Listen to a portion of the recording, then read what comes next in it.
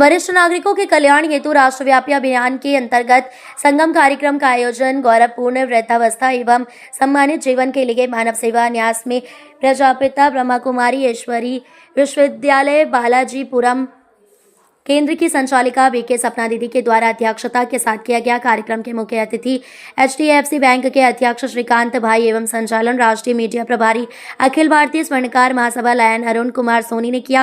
कार्यक्रम में मंचासीन अतिथि गणों के सम्मान के साथ ही योग ध्यान ज्ञान के कार्यक्रम आयोजित किए गए, जिसमें 60 के लगभग वरिष्ठ नागरिक उपस्थित हुए, जिनका तिलक लगाकर अंग वस्त्र से सम्मान किया गया। भोजन प्रसादी के साथ कार्यक्रम का समापन हुआ। सपना दीदी, जूली दीदी एवं कार्यक्रम के सूत्रधार भाई लक्ष्मण समरवाल जी का सम्मान एवं आभार व्यक्त एवं मानव सेवा न्यास के अध्यक्ष रमेश चंद्र अग्रवाल मंगल के द्वारा किया गया। घर में कोई जो छोटा सा बच्चा होता है वो आज बड़ा होकर के भले माता पिता को हम समझने लगता है कि आपने मेरे लिए क्या किया। आप ना दुनिया के जैसे स्मार्ट नहीं हो, आप दुनिया के जैसे वैसे नहीं हो जैसे और हैं, लेकिन जब वो छोटे थे तो उन्हीं ने ही उन्हें पाल कर, उनको ऐसी वो सारी चीजें देकर इतना योग्य बना दिया कि आज वो समाज में दुनिया में खड़े रह सकते हैं, अपने सारे कार्य कर सकते हैं। आज उन्हें पूरी दुनिया जानती है, पहचानती है। लेकिन आज विडंबना ये है कि इतनी डिग्री लेने के बाद भी, पद लेने के बाद भी हमें कैसे व्यवहार एक दूसरे से करना चाहिए वो नहीं पता होता, कैसे बोलना चाहिए। जो एक बाहरी सम्मान है वो तो एक सम्मान है ही, लेकिन वास्तव में सम्मान होता है दिल का, जहां स्नेह होता है, उनकी बात मानना। कोई दिन रात हमारी गुणगान करता रहे लेकिन वो मेरी बात ना माने तो पसंद नहीं करेंगे। तो स्वाभाविक रूप से जो आशीर्वाद कहें, कृपा कहें, शुभकामनाएं कहें, वो नहीं मिलती। तो मुख्य कारण ही ये है कि वो संस्कार कहाँ चले गए, वो कर्म कहाँ गए, वो ऊर्जाएं कहाँ गई। उन ऊर्जाओं के ऊपर फिर से काम करने की जरूरत है। और कहीं ना कहीं और जो वरिष्ठ होते हैं उन्हें कोई ज्यादा कार्य तो होता नहीं, तो घर में भी फ्री है, अकेलापन रहता है एक घर में कि हम क्या करें।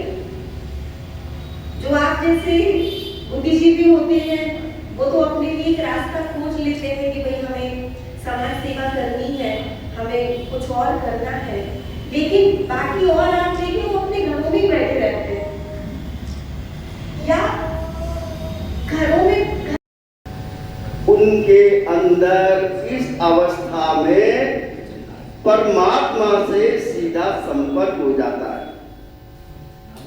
हम कहते हैं कि परमात्मा हमारे अंदर है, हम परमात्मा के अंश हैं, लेकिन हमारे अंश का प्रभाव कब होता है? जब हमारा मन निर्मल हो। और ये निर्मल मन हमें बुराइयों को छोड़ करके ही कर पाती है। और ये वृद्धावस्था जब आती है तो हमारे वृद्धों का मन पूरे समाज से अपने आप कट जाता है, दूर हो जाता है और ईश्वर में लग जाता है। ईश्वर के अलावा दुनिया में उनको और कोई दिखाई नहीं देता। आप चाहते हैं कि हमें एक आशीर्वाद मिले, आप सोचते हैं कि आशीर्वाद से क्या होता है?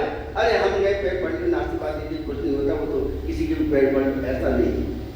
कई बच्चों को हमने देखा है, बुजुर्ग कहते अरे मुझे आशीर्वाद दीजिए। भाई आशीर्वाद वृद्ध नहीं देते, आशीर्वाद इनके अंदर जो परमात्मा है ना वह देता है आपको। आप लेना तो सीखिए, ऐसे मांगने से नहीं मिलने वाला। आप बिजली के बोर्ड के पास जाएं और बटन से कहें कि तू चालू हो जा और मुझे रोशनी दे दे, तो क्या आपको रोशनी मिलेगी? कहते ही नहीं। आपको बटन को, स्विच को ऑन करना पड़ेगा। तो जब तक आप अपने दत्त लोगों के चरणों और अपने मस्तिष्क को नहीं रखेंगे, तब तक वो स्विच आपका ऑन बिल्कुल नहीं होगा। भले वो आपके माता पिता हो, भले आपके दादा दादी नाना नानी पड़ोसी चाचा मामा कोई हो, ये स्विच अपने आप प्रारंभ होता है, अपने आप चलता है, उनको भी नहीं जलाना होता। जिनके आप चरणों का स्पर्श कर रहे होते हैं वो भी दुआएं दिल से नहीं दे सकते। आप उनसे मांगो तो कह देंगे हाँ आप दिया, पर अंदर से तो कुछ हुआ ही नहीं, परमात्मा को आपने छुआ ही नहीं, देखा ही नहीं, जाना ही नहीं आप। लेकिन जैसे ही आपका मस्तिष्क उनके चरणों में रखाता है, वैसे ही वो स्विच ऑन हो जाता है और परमात्मा की दुआएं आपके शरीर में प्रवेश करना शुरू हो जाती है। उनका हृदय ऐसा खुल जाता है कि उन्हें लगता है कि मैं अपने इसको जान निछावर कर दूं, ये शुरू हो जाए। ये है बुजुर्ग। इसलिए हमें बुजुर्गों का सम्मान करना चाहिए। उनका गौरव जो पूरे जिंदगी भर रहा है, जिसकी छत्र छाया में हम पले बड़े हैं, वो हमें मिलनी चाहिए। तो उनको सम्मान देना बहुत जरूरी है। ऐसा इनके लिए बहुत बहुत धन्यवाद देता हूँ। ऐसे कार्यक्रम होते रहे। और अब इसी क्रम में मैं ब्रह्म कुमारी बालाजी पुरुष सेंटर की हमारी जो सपना दीदी है, जिनके वक्तव्य हमें बहुत सुनने मिलते हैं और आज एक फिर एक सुनहरा अवसर मिला है, हम उनको सुनना चाहेंगे।